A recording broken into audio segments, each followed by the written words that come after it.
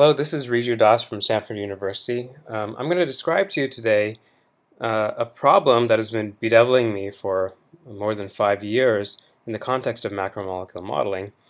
And I'll describe a solution, or at least steps towards a solution, through a new framework in Rosetta called the StepWise MonteCarlo framework. And it's a framework that is quite complementary to existing methods for sampling small modeling problems in Rosetta. An example of the kind of problem I'm talking about is shown here on the left of the slide. It's an RNA-RNA interaction.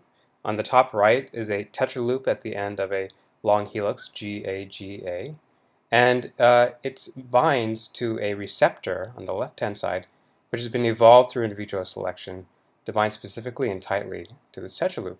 And this contact, it's like a piece of Velcro that's being used over and over again now in the emerging field of RNA nanotechnology, but its structure hasn't been solved at atomic resolution, and it's basically a total mystery. Another example of a puzzle that is small but surprisingly difficult is this Naughton that's been re-engineered by Jennifer Cochran's lab. It was originally a trypsin inhibitor from squash, and the Cochran lab has found 9 residue loops using various display methods that allow it to be reconfigured to bind integrins on the outsides of tumor cells. And so the problem really comes down to building the 9 residues in blue between the endpoints that are marked in magenta and trying to solve this at atomic resolution. This actually was a puzzle that where, in collaboration with Frank Cochran, we solved the NMR structure, and we made this a puzzle in the CASP rolling competition about 2 years ago, and no one was able to return the answer at high resolution. The goals of my presentation today is to describe a working hypothesis, a so-called stepwise ansatz that we developed several years ago that appears to solve these problems, but it had turned out to be prohibitively expensive in terms of computation. Then I'm going to explain our work over the last year to create a stochastic version of this method called StepWise MonteCarlo that's much easier to run, much faster to run, and indeed just can be slotted into standard loop modeling protocols. Because this is a developers meeting, I'm going to go ahead and describe the engineering of this application in terms of modular classes that can be reused for many different kinds of applications and different kinds of polymers. The final application is called Stepwise, and then we're going to preview some actual scientific results using the Stepwise application. So let me first describe the basic idea of the Stepwise ansatz. A few years back, when we were faced with these very small problems, we thought, well, maybe we could get to a solution if we think about the simplest possible problem we could think of. And that was something that we found in the RNA world. You will often find at the ends of RNA helices a sequence like GCAA. It's a super stable sequence, and it forms a structure that's now very well characterized by NMR and crystallography. Now imagine you didn't know the answer, and your job was to recover the structure or predict the structure ab initio in Rosetta. Well, this seems like an extremely simple problem. There are only 4 nucleotides, so you should be able to enumerate the entire conformational space. But if you're trying to achieve atomic resolution, if you need to do a enumerative search over even a single nucleotide, there's about 7 to 9 torsions, depending on how you count them, and you'd have to look over 1 million conformations. Now that's actually really doable within the, even on my laptop, I can make those conformations in Rosetta and score them in about 10 to 15 minutes.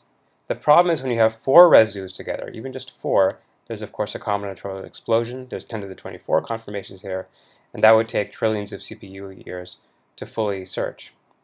Now there's some tricks for making this a little bit faster, but at the end of the day there's a combinatorial explosion that we somehow have to get past.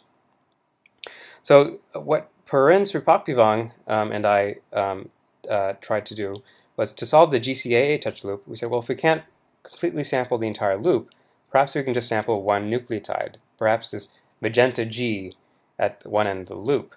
And if you start going through these million conformations, actually most of them, they don't form the well-packed or hydrogen-bonded conformations that you'd like to see at the end of the day for your final loop. And so we thought, well, what if we just only take the conformations where instead of the nucleotides sticking out into la la land, we'll find the ones that don't clash but then pack up against the starting structure, like this conformation or this conformation. And there's really just a handful of those, no more than about 100. Then we thought, well, let's take each of these 100 and then do another enumerative step Again, we can do that over a single residue, and we arbitrarily chose this cyan A on the other side of the loop. Now you find a handful of conformations that have good hydrogen bonds in stacking, like the one I'm showing here, and you keep those, okay, about 100. And again, for each of those 100, we then enumerate another residue, and then finally the fourth residue, and close the chain. And we knew we were on the right track when we coded this up and followed this build-up pathway, and we got the wrong answer, but the wrong answer for a really interesting reason. What I'm showing here on the right-hand side is the lowest energy solution that was found through this step-by-step build-up procedure. And there's a green nucleotide in A that unfortunately is cut off here, but it found 2 hydrogen bonds with a helix that we'd never seen before, and the other 3 nucleotides formed additional hydrogen bonds in packing interactions that were extremely compact. It's the kind of conformation that you hope to see in RNA and protein modeling, but you typically don't get it with our standard Rosetta sampling procedures.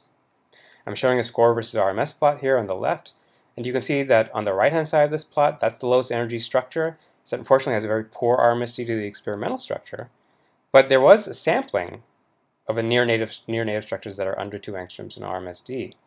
And it turned out that I'd given Perrin a Rosetta code base where we had turned off the torsional potential for RNA, and when we turned back on that torsional potential and he reran the code, we were able to recover a well-packed conformation that was quite close to the experimental structure of this GCAA tetraloop. Now, if you remember, I did pick this pathway of buildup quite arbitrarily, so there's been a kind of a cheat here. There are in principle 2 to the n, an exponential number of pathways given n residues. But it turns out there's a way to solve this issue using a trick taken from dynamic programming or recursive algorithms in computer science, and which you may be familiar with from the problems of sequence alignment or RNA secondary structure prediction. And just in a quick nutshell, the way you solve the problem of the conformational ensemble of a 4 residue loop is you try to solve the conformational ensemble of 3 residue loops and then build up an additional nucleotide. And to solve the 3 residue loops, you build up from solutions for the 2 residue loops, and then you build those up from the single residue loops, and that's the recursion. The single residue subfragments of the loops are pretty easy to resolve. So this is described in a paper that we wrote in PNAS in 2011 for RNA. It's worked remarkably well. For example, here, if we follow all possible build-up paths for the GCAA touch loop, we still get the same lowest energy answer, and it agrees with the experimental structure. Now, you might be wondering, well, why are we going through all these contortions to get a low energy structure when you could just type GCAA into Google and you'll get the structure popping out. It's already in the crystallographic database. Well, this has a feature. It's a kind of sampling scheme that has some remarkable advantages over our standard sampling schemes. It doesn't use the fragments of existing structures, and so if you're trying to study RNA modeling, RNA protein modeling, or mini-proteins, there's not an extensive database of those structures, and you can find torsional combinations in new structures that don't match anything that's been seen before. So this is a great advantage. Another thing that is, I think, elegant about the approach is that it's enumerative. So if I rerun the calculation tomorrow, it doesn't have the stochastic element that we normally see in Rosetta sampling procedures. It's enumerative, and I'm guaranteed to get the same answer. So it has a flavor of being a kind of analytical solution. And then advantage number 3 is that the stepwise assembly, step-by-step buildup, it directly searches the all-atom representation and the all-atom energy function. There's never any transit through a stage where the RNA is represented as, say, a centroid, which is often necessary to make the search smooth in a standard Rosetta sampling procedure, but it's necessarily an inaccuracy. There's one disadvantage to this stepwise assembly procedure, which is that we have to make an assumption that we can build up realistic structures in a residue-by-residue manner. And that's not something we can prove, it's a hypothesis. And so we call this, borrowing a term from physics, an ansatz, a stepwise ansatz. And the only way you know if it's true is if you just try it on a bunch of different problems. And that's what we've been doing over the last few years. I'm not going to show you the various successes and failures and the benchmarks of this method, but maybe I'll show you one here. This is just an 8 nucleotide internal loop inside an RNA. It just looks so trivial. But when Doug Turner and Scott Kennedy and colleagues tried to solve a structure by NMR, they found that it had extremely unconventional chemical shifts for an RNA, and because of spectral ambiguities, they actually couldn't solve the 3-dimensional structure. We applied the stepwise ansatz procedure to build up a structure of the RNA that agreed with the chemical shifts. And it's the one I'm showing here, and when Perrin got this model, I thought, well, this is actually quite absurd. It actually doesn't look like any RNA that I had seen before. It has torsional combinations that aren't seen in the database, and in the middle, the core of the structure, that thin waist, there's an A-A stacking interaction, which is extremely unusual. We've never seen it in the middle of a internal loop motif. But we sent this to Doug, and about a year later, he had resolved the spectral ambiguities and solved the structure. And over the part of the RNA that is structured, the model, the prediction, agreed with the experimental model to better than an angstrom RMSD accuracy. And to show you one more example, which is a blind prediction test, the RNA puzzle exercises are an analog of CASP, but for RNAs. And one of the puzzles 2 years ago from Adrian Ferradimari's lab was an RNA-protein interface. And I'm showing you here in magenta and green a solution for the protein-RNA interface using a stepwise enumeration. And the crystallographic structure, which is released later, is in blue and green. And again, this achieves sub-angstrom accuracy. In fact, it's half an angstrom alpha-carbon RMSD over the protein side. So what's the holdup? This looks really fantastic. Well, it turns out that for at least half the cases that we looked at, in benchmarks even, we would see energy function failures where the stepwise enumeration is so good at conformational sampling that it finds some conformation that has much lower energy than the experimental conformation, and that's presumably some idiosyncrasy of the Rosetta energy function. But okay, then you could say, well, it's great if you can postulate the problems of the energy function. We have a way to then verify or falsify how the energy function is fixed, because we have a very rigorous and deep sampling procedure. But then there's another issue, which is that these calculations take a huge amount of time. So even for a 4 to 6 residue RNA loop, that takes about 10,000 CPU hours, which ends up costing about a week, even on a sophisticated computer cluster. So it was becoming really painful to set up these calculations. And what was even worse is that it's not embarrassingly parallel. So if the calculation happens to stops or fails at some point in the middle, it's a real pain to really start back up, because the later calculations depend on the results of earlier calculations. There's a dependency where the 4 residue loop problems depend on the solutions of 3 residue loop problems earlier in the calculation. This made it extremely painful, especially as we were changing different clusters, to use the stepwise assembly procedure as a routine tool. So the idea that basically broke this bottleneck finally came from a student, Feng-Xie Cho, in my lab, as well as suggestions from several people who I described this method to, which was, well, it's wonderfully elegant, it's enumerative, but maybe that's not what makes it so effective as a sampling method.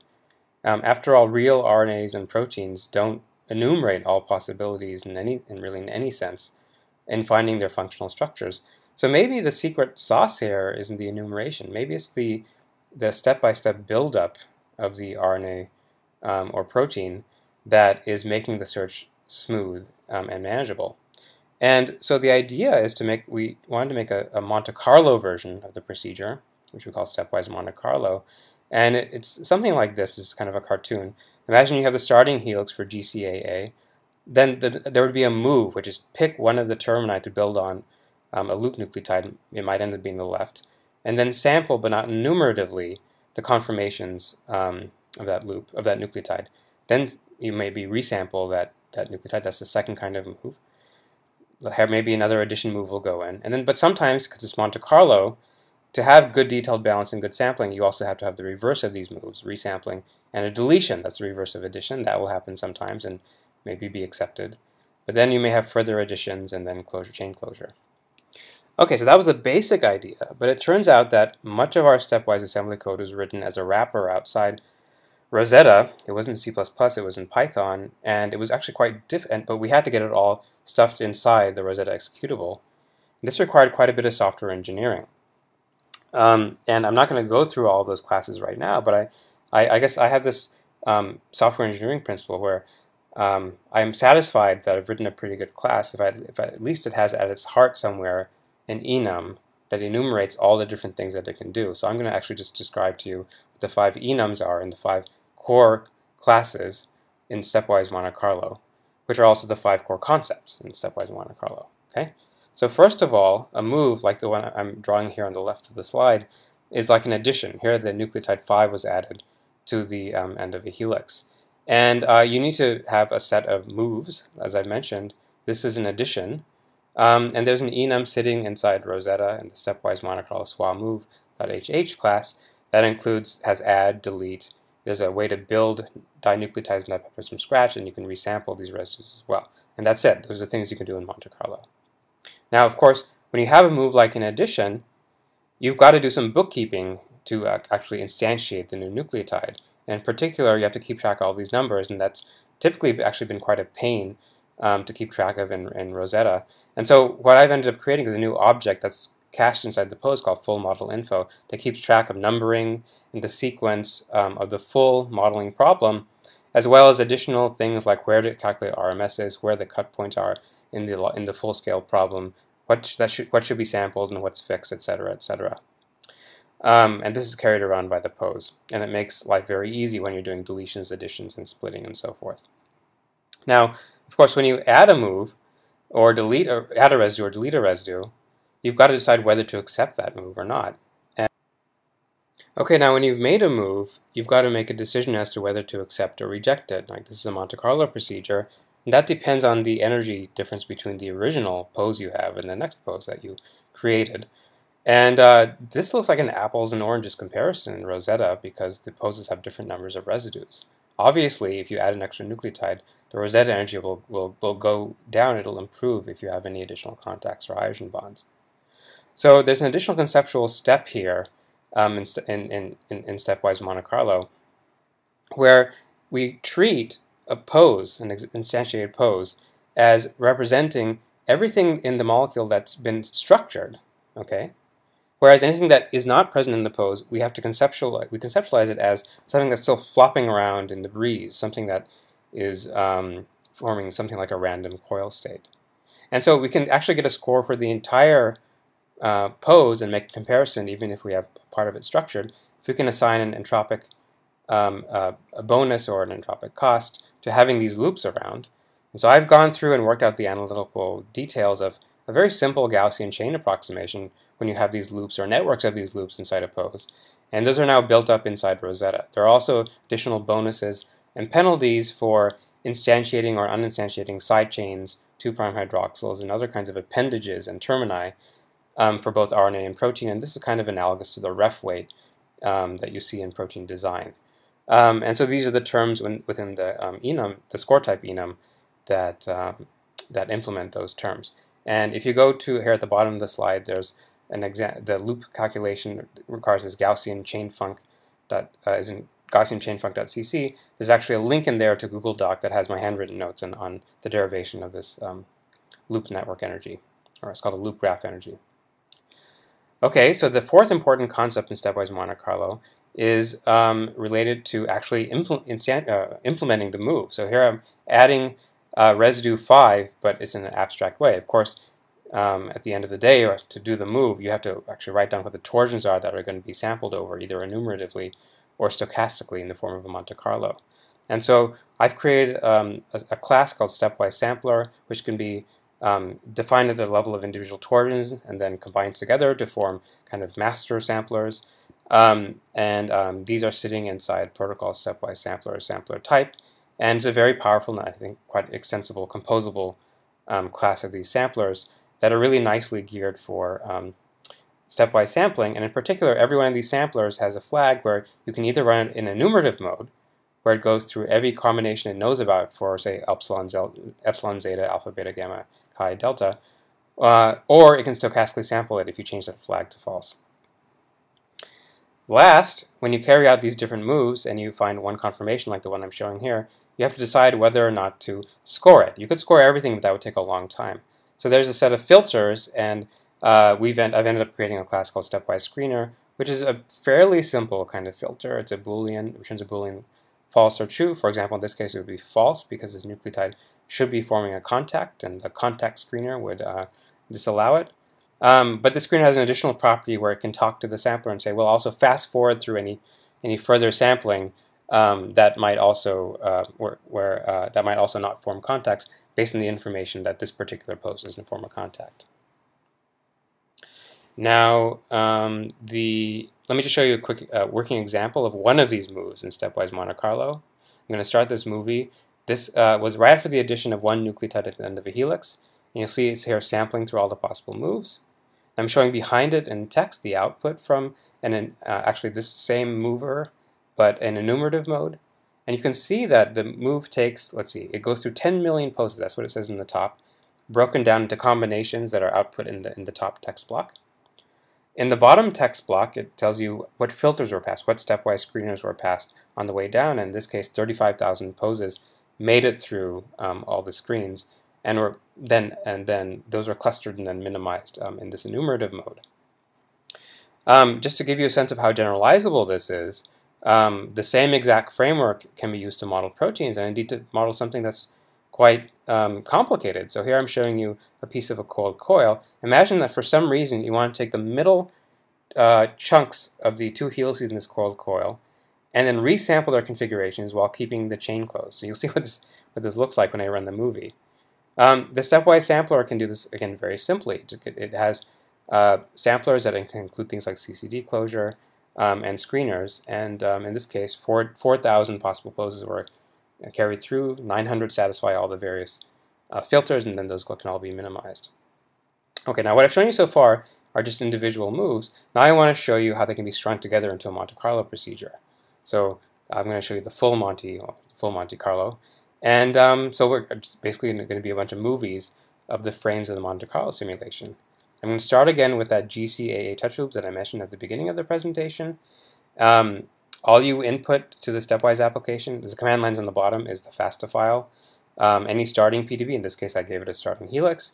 And then if you want to move anything within the input PDBs, in this case the flanking base pairs, you can specify that from the command line.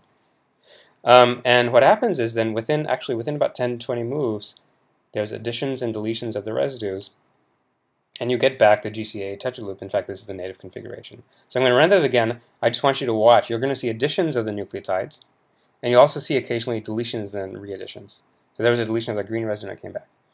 And so this is the kind of thing that you can actually just run on your laptop and you can solve touch loops. You can watch it happen in real time. It's very efficient.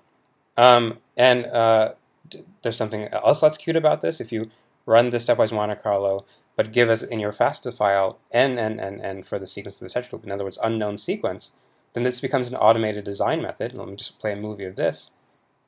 And you can see the colors are changing in the residues as they're being added and deleted. The conformational search takes longer, actually, to find a reasonable answer. But at the end of the day, this and other simulations that can be run in parallel converge on an answer for what Rosetta thinks is not just the solution for the best structure of a given touch loop, it's really the best sequence and backbone structure and sidechain configuration. The entire space has been searched, and in this case the answer from Rosetta is GGCA, which is actually not the most stable tetraloop, but it's close. GNRA happens to be the right pattern, and this is quite close to that pattern. So now let's move on to more complex cases. I mentioned at the beginning of the presentation this tetraloop receptor contact. That's a contact that's being reused over and over again in RNA nanotechnology. We carried out the stepwise assembly or stepwise Monte Carlo procedure, and I'm showing you here the movie. And this takes longer. Okay, there are 12 residues as opposed to the 4 residues from before, but you can run it, keep running it until you get convergence. You can see here that nucleotides are being added and deleted. There's also moves where the various parts of the RNAs can be merged and split. This is it turns out to be a multi-chain problem. And so you'll see that, for example, transiently, the top and bottom of these of this puzzle will come together transiently, like right here. It turns out that's an unstable solution, and so the Monte Carlo deletions will actually get rid of the solution in a second, right? And then start finding other configurations. And if you just wait 30 seconds, you'll see that this will then converge onto an answer. By looking at then convergence of this simulation and independent simulations, then we see the same answer showing up over and over again. And then we expect that to be at least the lowest energy solution for Rosetta. We've actually now empirically tested this in collaboration with Luke Yeager's lab at UCSB. Once you have a model like this, at least for RNA, you can typically predict substitutions that you would make for entire base pairs or base triples. And here's one, for example. This CGU in the red box on the left we predicted you should be able to mutate to UAC on the right, but any single of these 3 mutations should disrupt the structure. On the bottom, I'm showing experimental data. I'm not going to have time to go into this in detail. That actually verify that the disruption from the single mutations and rescue when you make all 3 mutations. Finally, just as a teaser, I'm going to show you a couple of cases with proteins. This was a kind of a trivial one. It's the tripcase 20 residue protein that is the darling of all molecular mechanics simulators. Of course, it can be solved inside Rosetta as well, at least partially. There's a slight energy function issue. But it can also be built up ab initio through StepWise MonteCarlo. And this occurs in reasonably fast time. Of course, this is much slower than fragment assembly, where the fragments buy you a lot. But if you have problems like this in the size range that needs to be solved ab initio, here's a nice way to do it that isn't that slow. There's also an interesting feature to this movie, which, if you look at it carefully, you may see that side chains are flickering in and out. In fact, there's I won't have time to talk about this in detail, but the packer that's being called in these stepwise moves has been adjusted so that side chains are virtualized unless there's enough information around, enough context around, to pay for the cost of instantiating the side chains. And that turns out to be an important feature of StepWise MonteCarlo that allows the search to be smooth, and it may be useful just as a plug-in to other sampling procedures inside Rosetta. Okay, and last I brought up this blind test, a 9 residue loop that was actually a CAS target. In fact, before Frank Cochran solved this loop by NMR, we had used stepwise assembly, so the original numerative version of stepwise assembly, to solve its structure, which I'm showing here on the left. And then when Frank solved it by NMR, it agreed with the experimental accuracy of the method. All right, so what I've shown you in this presentation is the stepwise assembly procedure was developed a few years ago, and it enables ab initio backbone and sidechain modeling through a kind of step-by-step enumeration, but it was computationally expensive and hard to test on general applications. I've told you about a stochastic version of stepwise assembly called StepWise MonteCarlo that makes these protocols easy to run and can be tested on basically any kind of biopolymer that can be read into Rosetta. We're doing tests on various RNA benchmarks and blind prediction cases in 2014 to 2015. And hopefully with help from other developers in Rosetta, we'll be able to test stepwise MonteCarlo on protein benchmarks such as loop modeling. There are specific pieces of the stepwise MonteCarlo that may be useful for other protocols, such as the virtual sidechains, but also the entire protocol we should be able to slot it in as a alternative to kick modeling or fragment-based modeling and test it on some pretty challenging test cases. The other kind of new thing is that we can now carry out design in principle with stepwise MonteCarlo, and I think it'll be very exciting to test on some, for example, interface design tests. As many of you know, I'm very excited about the possibility of modeling and designing RNA protein modules that can become the basis of future biological machines, or that can help us re-engineer existing machines like the spliceosome and the ribosome. I think those questions will be addressable starting next year and beyond using methods like the stepwise MonteCarlo.